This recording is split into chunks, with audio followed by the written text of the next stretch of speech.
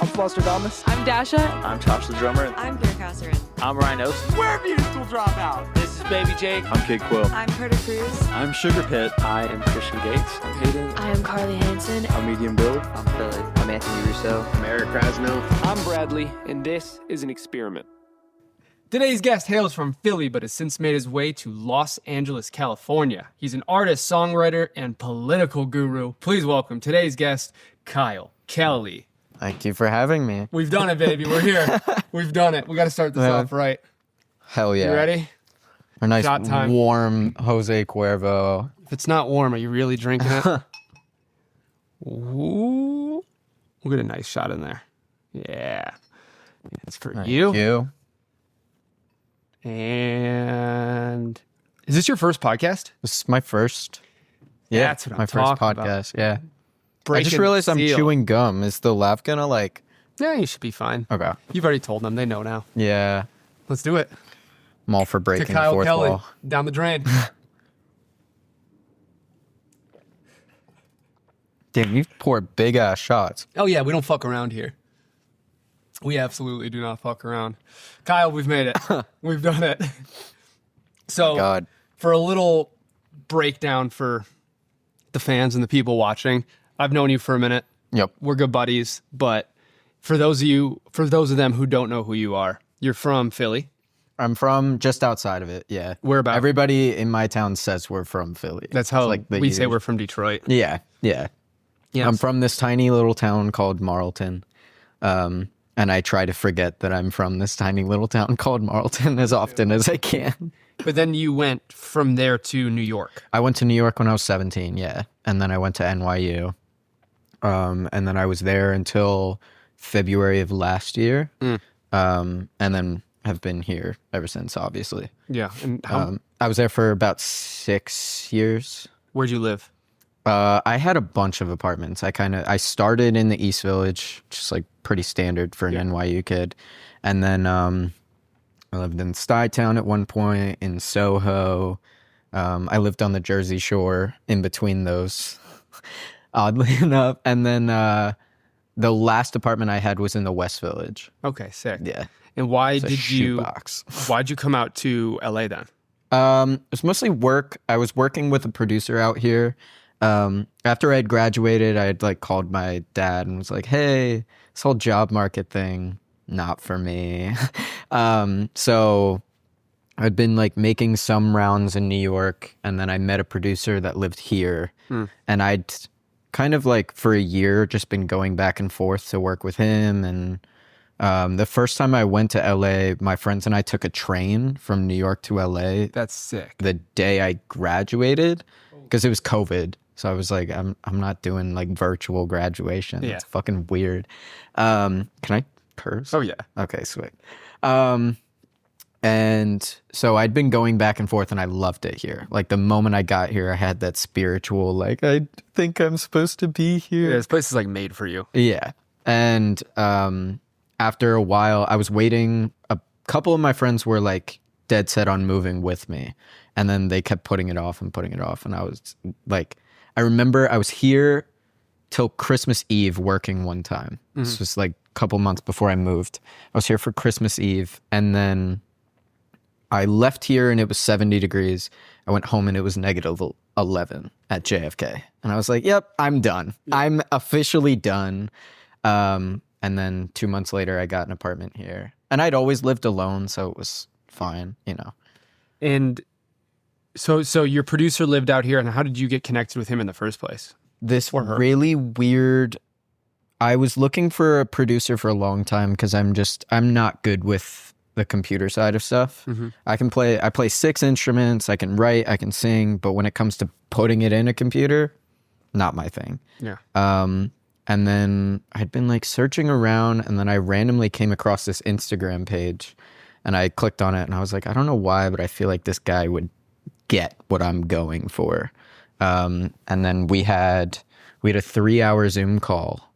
It was supposed to be an hour, and then we wound up talking for 3. Yeah. And then we worked ever since. We probably worked together for like the better part of 2 years until I met my new manager, and then from my new manager I met my next producer. Sick. Yeah. So wait, you said you play 6 instruments? I didn't realize that. I knew you played guitar. Yeah. What else? I'm guessing. I piano. started piano when I was 3. So that Oh one. shit. Yeah. That's music has always been there. Yeah. It was I started piano when I was 3, and then I picked up all the others when I was like 10 to 13.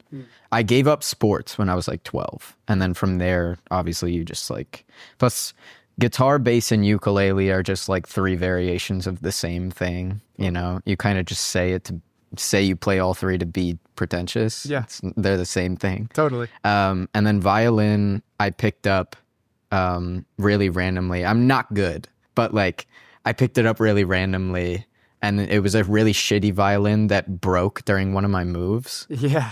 So I haven't bought a new one since, but I figured it out. Wow. I didn't realize you played so And many drums. instruments. Yeah. Oh shit. You Yeah. play drums too. Yeah. I just don't have a set. So like I probably can't play drums now. I'd have to like, you know, like Yeah, a but- bike, pick it back up. but Totally. yeah. Damn, I didn't realize that because I knew you were an artist. I knew you played guitar. You have that beautiful guitar coming, which the world will get to see eventually. I cannot wait for this. It's oh my insane. God. It's fucking insane. And you just showed me all that today. And you'll see in due time. Play at the first show. I'll have it. And the first show is when? December 8th. December 8th at Harvard and Stone. With a badass bill of friends too. Badass bill of friends. And the band is sick. The band I've put together. Insane. And the show is, I mean, I told you, like Yeah. the whole show's put together. I can't wait. Yeah, I think that's something I really want to dive into here is how intentional you are with your process. I think there's different ways to go about this industry. There's this like, I'm going to be a bedroom producer. I'm going to be this very organic kind of nonchalant sort of version of it. And then you have these people on the other end, the Sabrina Carpenters, the Gracie Abrams, the 1975, that everything they do is this built process that's super intentional. And you definitely fit that bill. Yeah. You're building up a brand and a company, if you will, around who you are. Yeah. What is the impetus for putting so many pieces together? You clearly have a really bold, big idea and also know how to implement the correct team to make that happen. Yeah. I mean, I very early on learned that like I'm very good at certain things and I'm really not good at other things. And so I would rather give the things I'm not good at to people I know are good at it than like try my best to learn. Yeah. You know? To me, it feels not wasted time, but like it's a little futile to like sit there and fiddle. Totally. You spread yourself too thin. Yeah. And so for me, I have all the creative energy for the visual aspects, the performative aspects, the writing, you know, like I learned very early on too that I'm a writer first and foremost. Like my lyrics, I live and die by my lyrics. Yeah. And so putting all that together and like growing up as an only child, I love to be in control. Yeah. And so I think for me, part of wanting to be really curated was partly controlling the narrative of my stuff and also controlling the perspective of myself. Because I think you and I have gone through it of like what the brand is and everything. And the brand is a very reminiscent of me. Like it doesn't seem like this performative thing. 'Cause Yeah. It's not, but it's still curated. It's still like, it's very particular. Absolutely. But it's that I wanted a very particular intentional version of myself because I never want to just like shoot the shit and just like get on stage and just see what happens. And I want the ability to like, I will never do anything void of any meaning. And so that was part of it, was like, I'm never going to not do something intentional. And in doing so, I'm going to spend hours upon hours upon hours of making sure that every little detail is set. Yeah. You know? Yeah. Intention seems to be the bold word here. Yeah. Everything you do, and luckily I've got to be part of it and understand it more than I would with an artist that I don't know on here. But every piece of it is a very specific part of you, but also with entertainment behind it. You clearly are looking to build this identity that is a variation of who you are would I say 90% of it is very much so you. Yeah. With then also not making it boring and not making it just the mundane human being. Like, not saying that you're a mundane human being. yeah. But everybody here is a person, and we have our own lives and we have all this. But how do you make that extraordinary in the eye of the beholder? How do you make this a process where your fans can sit down and feel like they left your show gaining something from it and not just watching a really good musician? That's obviously going to be there no matter what. And like you were saying, your band is, and I can contest, are fucking Amazing. insane. And I think for me, like, the easiest way I know that an audience member walks away well with what I'm contributing is because I'm so detail oriented and I'm planning out everything top to toe. It's layered. I mean, even all the songs, like, I hate being on the nose. And I hate being on the nose with anything. And like we were talking about before, when it comes to my personal branding, like you and I aside, I'm constantly trying to ride a line between two very binary subjects of like, I'm trying to ride the exact middle of a spectrum of many different things because I, like everyone else, am very complex and I don't want to be one or the other, nor do I want like the brand or the image or anything to come off as one or the other. Yeah. I need it to be on that line and balancing and teetering. Well, and you bring like a bunch of very specific personality types to it too. You bring this edginess, you bring you bring your political side into it too, which is another thing I wanted to talk about. Going back a little bit, you went to school at NYU for, was it political sciences? No, I went for culture studies, which had a lot of politics. There was a lot of identity politics, globalization, different things like that. And then environmental studies, which is inherently politically charged. Absolutely. Yeah. And you bring a lot of that into your art, into your music, into your writing specifically, and your imagery as well. Why do you feel like that's such an important piece to bring into it? Because obviously I know that's part of who you are, but how do you implement that into your music without it feeling like maybe you're giving the chance to other people in it? Because you're very good at having your opinion without making the other person in the room feel as the other. I think part of it is not being on the nose. Like, I know there's one particular song that I think will be out by the time this comes out, right? Yeah. You can say it, and if it's not out, we'll... It's called How Is This Gonna End? It comes out November 1st, and I'm pretty sure this podcast comes out right after. Then, yeah.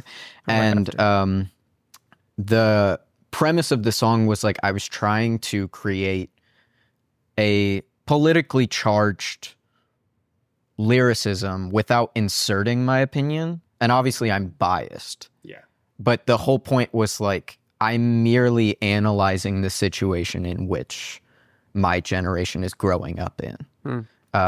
It's an analysis and a, politically charged analysis and a inherently biased analysis of it. But like, I'm not sitting here saying like, vote for this side or vote for that side. I'm not sitting here saying like, they're the worst people to exist or whatever. I'm sitting here saying like, this whole thing is fucked and we need to figure this out because I'm confused. Yeah. And all of us are confused. Yeah, I find it impressive that you can teeter that line of bringing utility to it and actually making people think for a moment without telling them what to think. Because I think that's important. I think you're always going to have your beliefs. You're always going to have your bias. But how do you implement that in your art without making people feel like if they aren't in the same exact lane, they don't feel othered? Well, it's like that, what we were talking about with like teetering the line, where I forget who said it, but there was someone I watched an interview of that said like, if you want to be relatable, you can be relatable. And so I'm constantly riding the line of relatable and specificity, where like I'm being specific enough where it's still my story, but not so specific that no one could recognize the situation in which I'm speaking to. Absolutely. Or whatnot. Like, I know my favorite song off the project that probably won't come out for a bit. It's called It Always Ends the Same. At face value, it just sounds like this breakup, more or less just like going through the motions or whatever. And when you sit there and you digest every lyric, you're like, oh, this is about like being a homewrecker and like learning how to like, it's a story about like myself. I'm not going to say a guy, but like getting off to being a homewrecker and then being like, actually, this is like horrible. And I don't know why I'm doing this or why this is gratifying.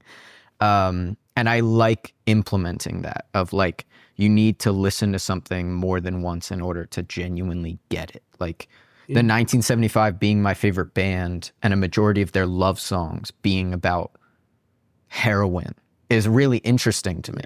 You know, like at face value, you're just like, oh, it's not living if it's not with you. Like, I love you. And at second reading, you're like, oh, this is about drugs. Like 100%.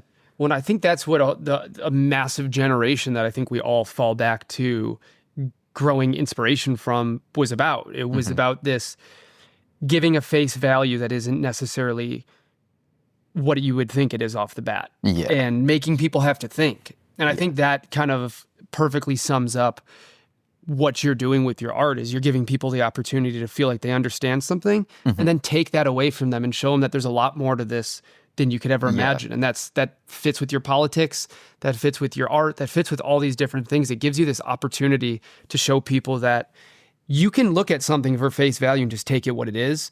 You're probably not getting the full story. No. And it takes maybe listening more than once or diving in or learning about the human being behind it. If somebody understands you, they're going to understand that what they're reading isn't always this very basic idea of what you're talking about. There's a lot more to it, like you're saying. There's a lot more. Like, I know there was a video I was just watching talking about all the things that I really live by and learned in NYU. And like a big part of it was this idea of like context collapse and this idea that a lot of people nowadays unintentionally lack media literacy skills and critical thinking skills, and not in a way that's like I'm calling people out because they should have it.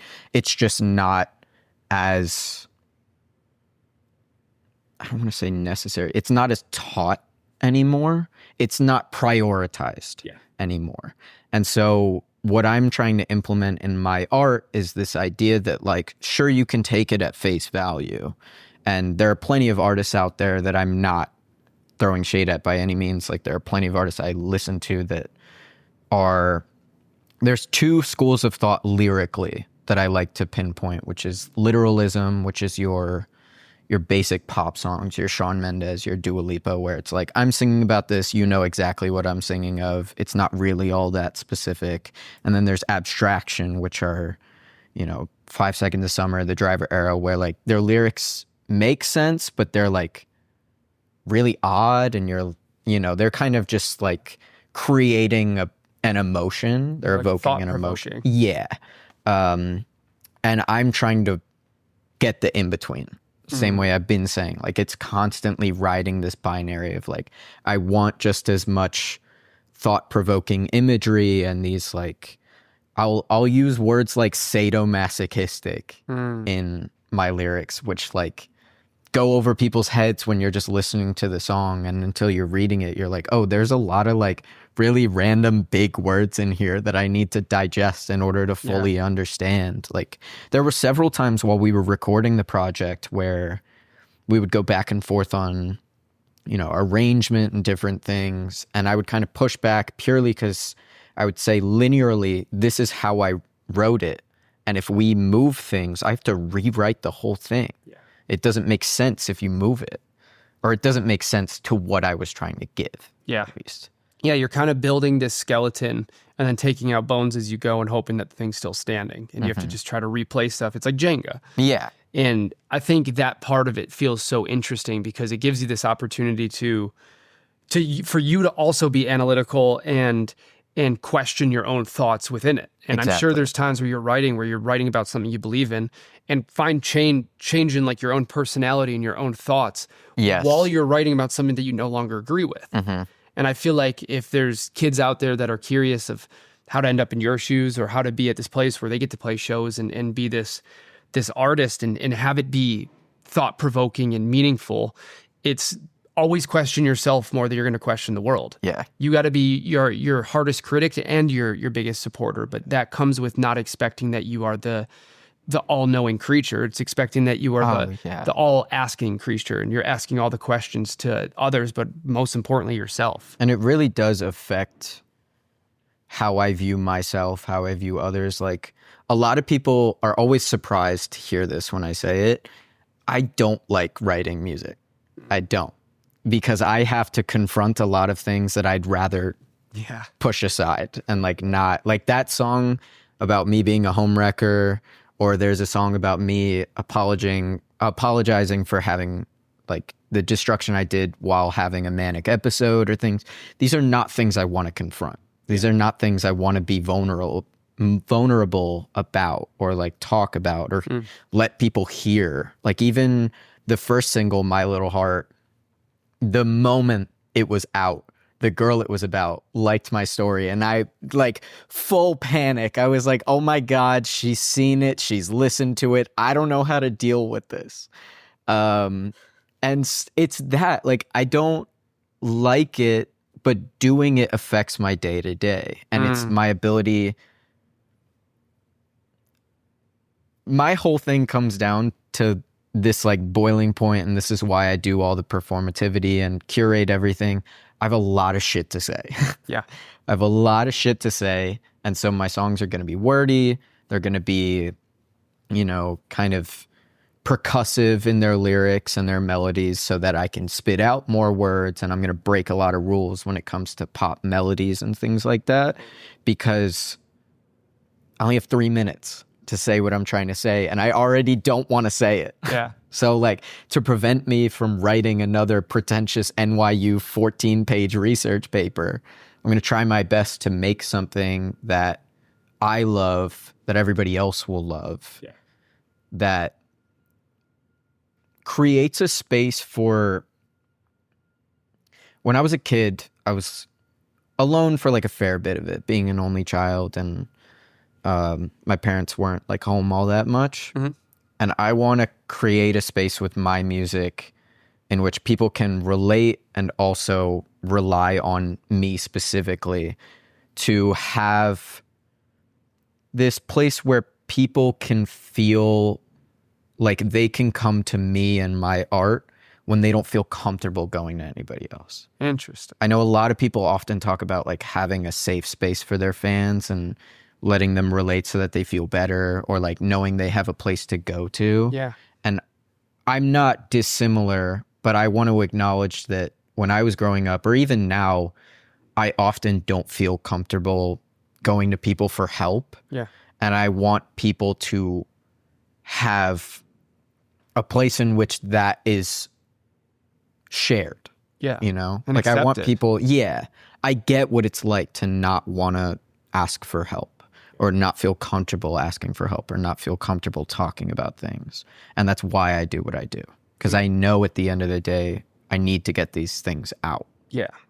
I mean, that makes sense. And I feel like there is this expectation that a lot of artists have where I'm going to create a safe space, therefore people are always going to go to it. But sometimes you need to just remind people that it's okay that they're in that situation, and not expect that your art is going to always get them out of it, but maybe that it's just going to give them a home to live in within those feelings and grow within them. And hard situations make tough people, and tough people do amazing things. And I think giving them the space to do that is super helpful as well. And I think everybody does have this savior complex of, oh, I'm going to give them the out. They're going to feel better because of this. But sometimes you don't need to feel better. You just need to feel seen and understand that you're not the only one in that position. And obviously great people can come out of situations like that. And that'll happen over and over again, especially if you give them the utility to feel okay. And telling somebody that things are going to be okay doesn't make things okay. Sometimes you need to tell them this fucking sucks and I'm sorry you're going through that. I love my dad so much, but there were so many pep talks. He'd be like, you know, everybody goes through this or whatever. And I'm like, yeah, but why am I? Like, this isn't about like this shared experience among everyone. It's like, I love him. I love him to death. But like his placing me in a like, this is a fundamental space of life that everyone goes through makes me feel more alone, not less. Interesting. You know, because it's like, okay, everyone's gone through this so I'm just like the same as everybody else. My experience isn't any different. My experience isn't any more personal or individualistic. Totally. Whereas I want to give people the other side where it's like what you're feeling may not be the same as mine. Yeah. And you're allowed to feel the way you are in spite of it being different or being, you know, like we're all going through this, but we're all going through it differently. Yeah. You know? Yeah, you can't expect to meet everybody halfway. Sometimes you just got to understand that they're running their own race, and I get that too. And I think having your dad there as this different generation who went through it a very, very different way gave you the dichotomy to be able to actually make use out of it. I think if he was the person who was just confirming the way you felt all the time, then maybe you wouldn't have this dissonance to understand how to help other people with it. Yeah. It's this amazing thing, and luckily I know your dad, and he's a fucking unbelievable dude. He's great. I love him. And I get it, and I was in a very similar position because that's just how he knew how to help my father. Yeah. And he did the best job he could, and he fucking killed it. And I think if I had somebody who had the right answers the way I needed them all the time, then I would never have searched for them myself.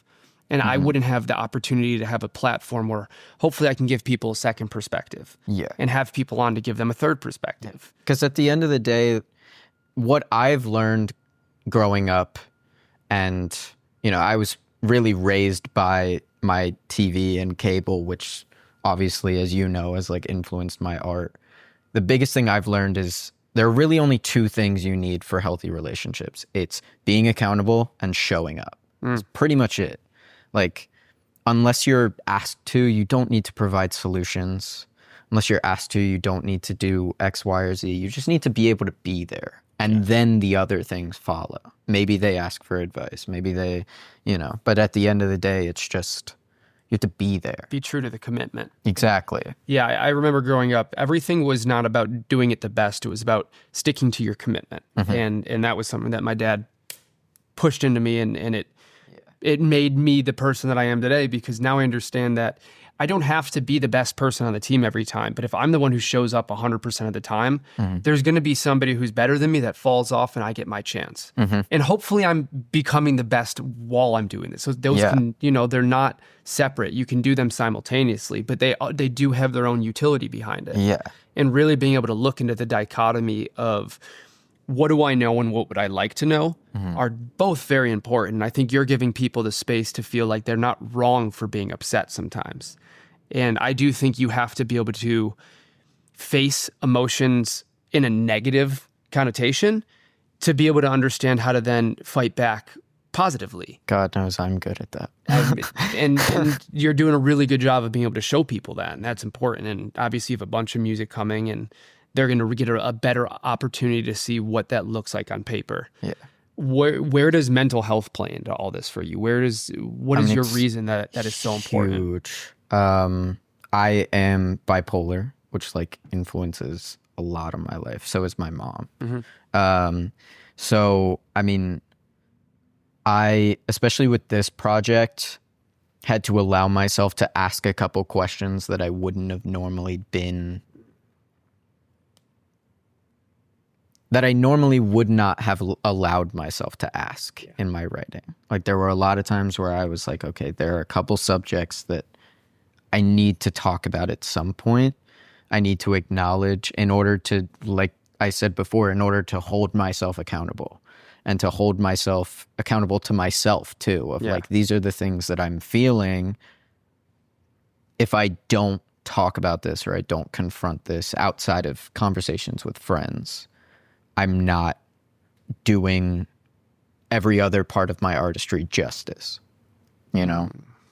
And I think there are these kind of built-in ideas of what mental health looks like for everybody, just based on societal norms.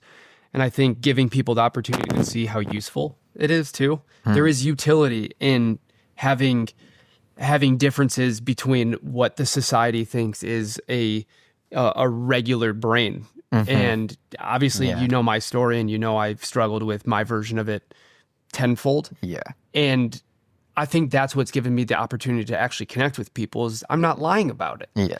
And that was tough to get to, and that was 30, 40 episodes before I could even feel comfortable talking Yeah. in my own house about It takes a while. Like it takes people who don't experience it don't understand how long it takes to even if you don't feel comfortable at first, just being able to open your mouth about it is like, it's hard. And like you'd said, like normal brain doesn't exist. Yeah. There's no like regular brain. And if it does exist, it's boring as fuck. Like there's no one with a normal brain that I want to be around. Yes. You know? And it's accepting that first that allows for acceptance of the other. Absolutely. You know? And if you really truly have this idea of being able to give people a space to feel accurately themselves in, that comes with you being fully honest first. And you have to lead by example. And I think what you're doing is going to give kids out there and people and grown-ass men and grown-ass women the chance to understand that they can have these conversations with their friends and family. Yeah. And not be looked at as other or different, because no matter what anybody says, you're still the fucking hardest working person in the room 100% of the time. And I've had the chance to see that over and over again. It's like, hey, say what you want, but what's stopping you from actually working hard? You can say what you'd like about my brain and the way that I work and the way that I function and my family and this and that, but I'm still getting my shit done and I'm doing it at a fucking high level and I love it. Because we're showing up for ourselves. Yes. First and foremost. Yes. It's like I hold myself to a particular standard that is probably, astronomical for what I should be holding to myself. But I have to show up in order to at least attempt that standard day to day. And with the way that like you and I have talked about, like the way in which I wake up in the morning, if I'm going to wake up that way every day, I better get up and like do something worthwhile. Absolutely. Yeah, use it. Everything is a tool unless you decide that it's your enemy.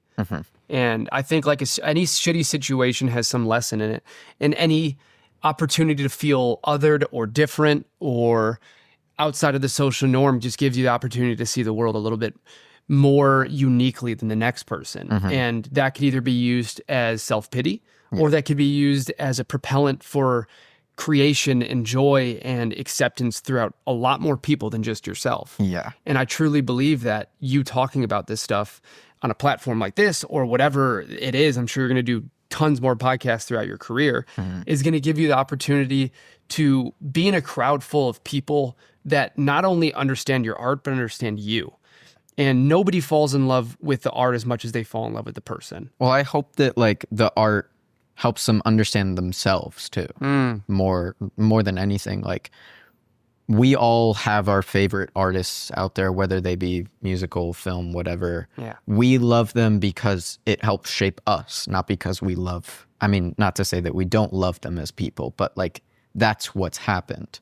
My love for the 1975 or 5 Seconds of Summer or like whoever it is has informed me of myself more than I have been informed of them. Interesting. Yeah. And so it's this, like, it's the things as menial as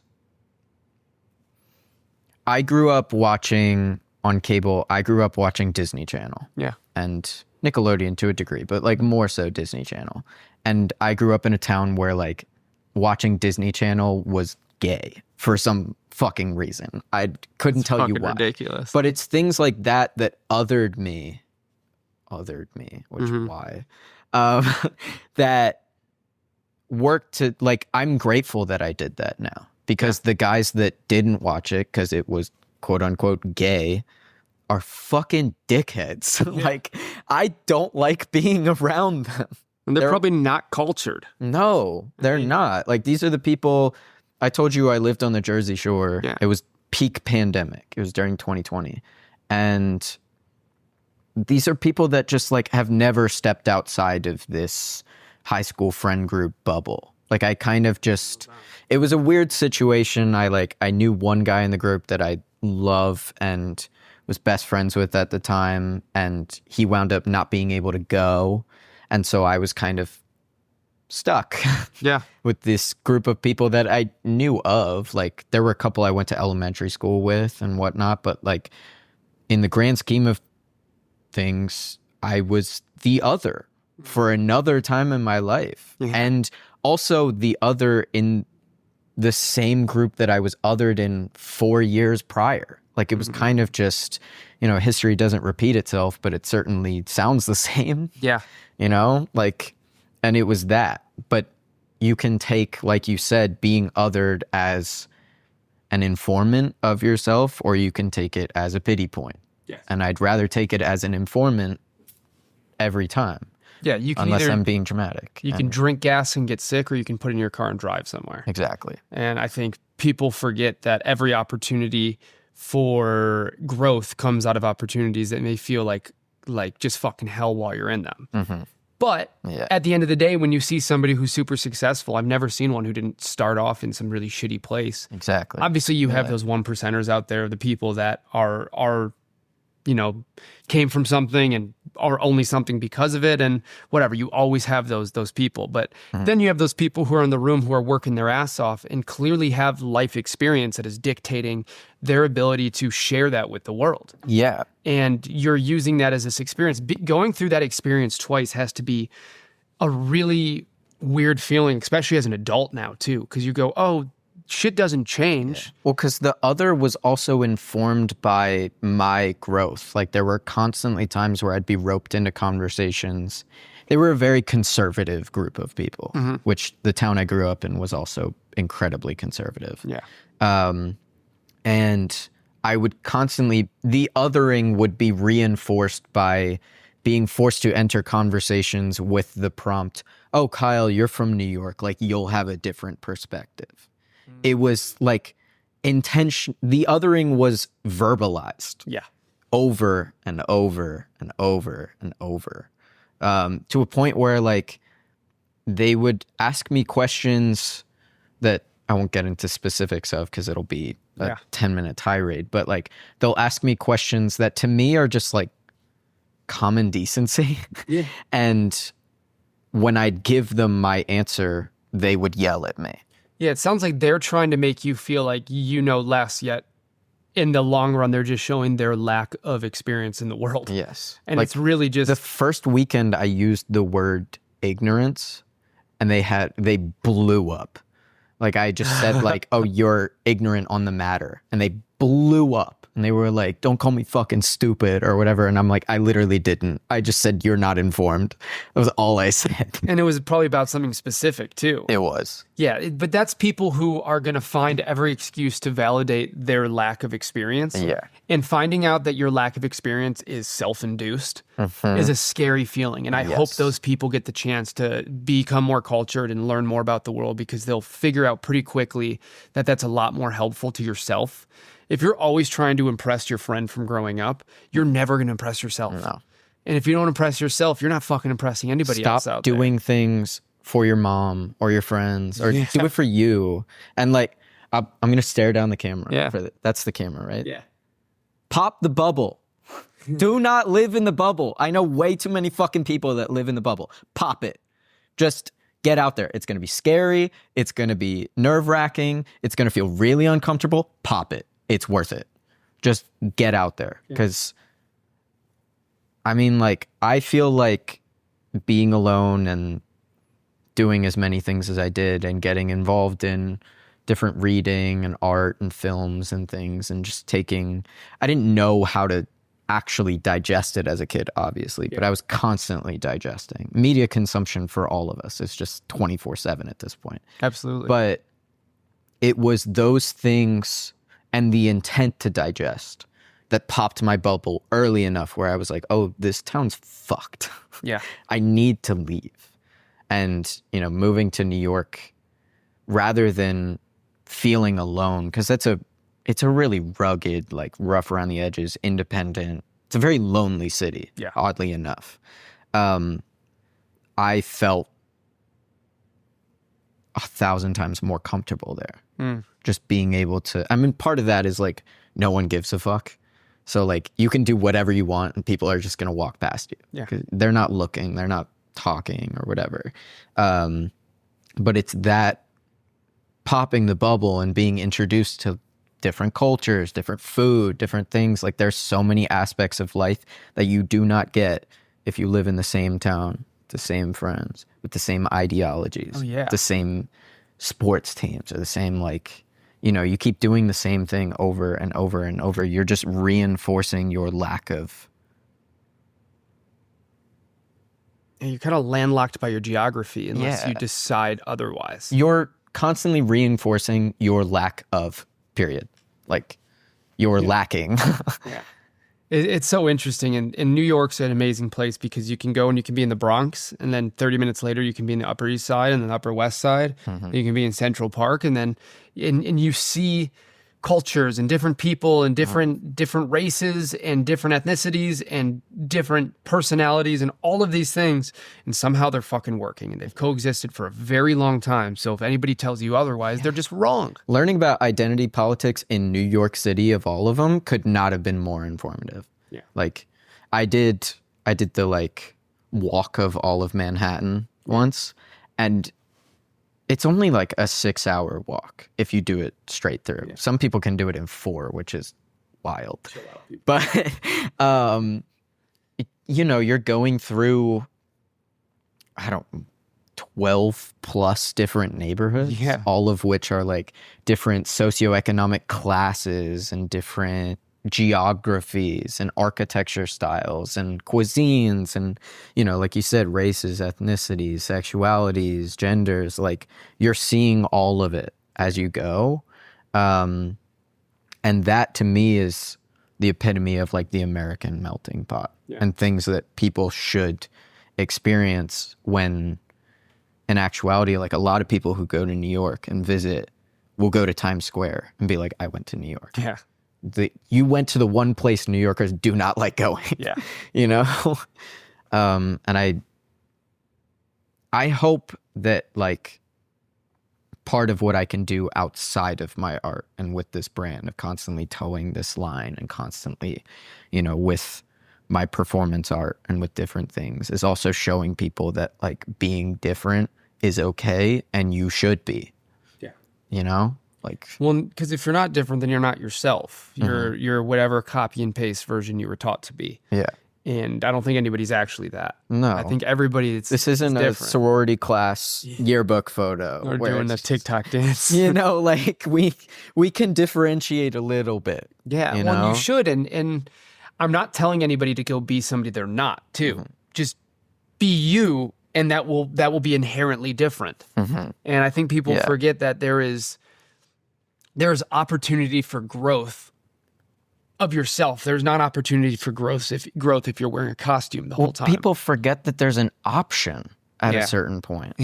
People, like, I mean, I fell into it a little bit when I was, you know, 15, as all of us do, where, you know, there was this, for some fucking reason, because we lived in like suburban forest South Jersey, there was like a Vineyard Vines craze and khakis and boat shoes, and we had that too. Why?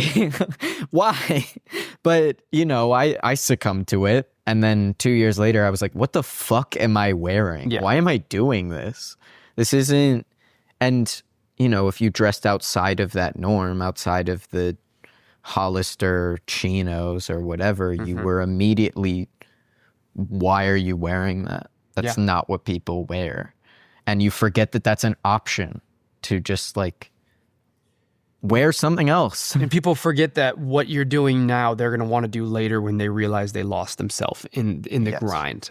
And I mean, Griffin and I were different years, but we had a very intense version of that as well. Whatever the trend was at the time, whether it was Yeezys or whether it was Nike SBs or boat shoes or whatever the fuck it was, there's always this opportunity to conform to the normalities that you are supposed to conform to. And then you start realizing that every single time you do that, you lose a little bit of the personality that actually makes you an interesting human being. Do you really want to be the same person as the person sitting next to you? Or do you want that person to be able to learn from you and vice versa? And I think this all kind of ties back to the same point of how you've implemented politics and social norms and mental health and all these things into your art is you're showing people that they have this space to be as pissed, as happy, as fucking ignorant, as fucking smart, and any of these things as they want, as long as it's them. You don't need to be anything but yourself, and I promise growth will come as long as you don't make the same mistake 10 times in a row. You just got to learn from it and keep moving fucking on. And the space to, more than anything, like the space to be alone is okay. I know a lot of social norms do not reinforce that. Being alone is bad. Being single is bad. Having no friends is bad. Like, and you and I have talked about this. Having no friends is way better than shitty friends, and I will die on that hill. Yeah. But like, I think a lot of my art and myself, like we talked about being an only child and whatever, like I'm so grateful that when I moved to LA, I was alone. I knew no one except my producer. And it gave me the time to be like, oh, the music I've been making is not really me. Oh, there are a lot of issues that I've been facing that I've kind of been putting off. Oh, I've been really informed by my friends in New York, and there are a lot of activities or thought processes that like they're not really mine. Yeah. Kind of just, I think I spent a lot of my last couple of years in New York distracting myself because I had we've talked about it, like a horrific breakup toward the end. And I spent the last couple of years just trying my best to like figure out myself outside of that, outside of a 5-year relationship so young. And then I got here and I was alone. I was like, oh, distraction's gone. It's quiet again. Yeah. And in doing so, learning to love being alone again. Learning to love, like, being okay with being single or not having a ton of friends yet. And giving yourself the space to be alone, to deal with the things that you should be dealing with. I'm not going to tell people they need to. But giving your space to deal with the things that you should, and also let the things that society deems you should have come when they're supposed to. Like, you and all my, like, our friend group took a year of me being here, and I was totally okay with that because I was like, it'll come when it comes. Took me 8. Yeah, like it, and there's nothing wrong with that. No, and listen, amazing things take time, and you have to fuck up a ton of fucking times in order to understand who you are, what suits you, and what you deserve. And you know, I'm not going to talk about it too much on here, but you know my recent experiences, and you know a lot of my experiences at this point, and I was lucky enough, and you guys were gracious enough to bring me into this group of people that has become family to me, and I've spent a lot of time with, and I grow with, and I'm questioned by, and all these amazing things, and obviously because of one person in specific, and I'm very, very grateful for that. But because of that and her, I got to find all you guys. I mean, it really is like the best group of people I could ask for, because not only are they incredibly supportive, but they're also like Steven and I will push back and be like, hey, why the fuck are you doing that? Yeah. Don't do that. No. To like, you know, we hold each other accountable just as much as we should. Like after DC, we talked about this briefly other day. I had a really, I'm like using my words carefully because I don't know if she'll watch this, and I don't want her to think it was about her. But like, I had a kind of rough time in DC. It had nothing to do with her, but I had a rough time in DC, and you know, everyone in the group was like, "How'd it go? How'd it go?" And I didn't want to talk about it. And rather than them just like being like, "Okay, let's give them space," they gave me space to like not need to talk about it, while also they all piled into a car and picked me up at the airport together, and they got me flowers and got me like, you can feel alone and be alone and also be loved. They're not mutually exclusive. That is very, You know? very well put. And I want, a lot of my music is, I feel alone. This is why. Yes. I feel othered. This is why. And I want to provide a space where that's okay, while also welcoming that this is shared, that this is, people are there for you. Absolutely. And if they're not there for you now, they will be. Yeah. you know, as long as you're genuine and not a piece of shit. And like, if you're a piece of shit, hello. If you're a piece of shit, work through that, then you won't be alone. But, you know, they're not mutually exclusive. There are so many things, like, I keep going back to this, like, trying to teeter the line of this. A lot of people look at these binaries, and whatever it is, they're not mutually exclusive. We talked about this a couple hours ago. I don't understand why people have to look at you're either black or you're white, or you're either, you know, like this or that or whatever. Gray exists. Let it exist. Yeah. There's a reason why there's so much of a spectrum. Absolutely. And learning to live in that comfortably and understand that growth will come, but it takes time. Ideas, binary things are bimodal. You don't have to exist in the left or right or the up or down. Yeah. You can meet in the middle of the crosshair.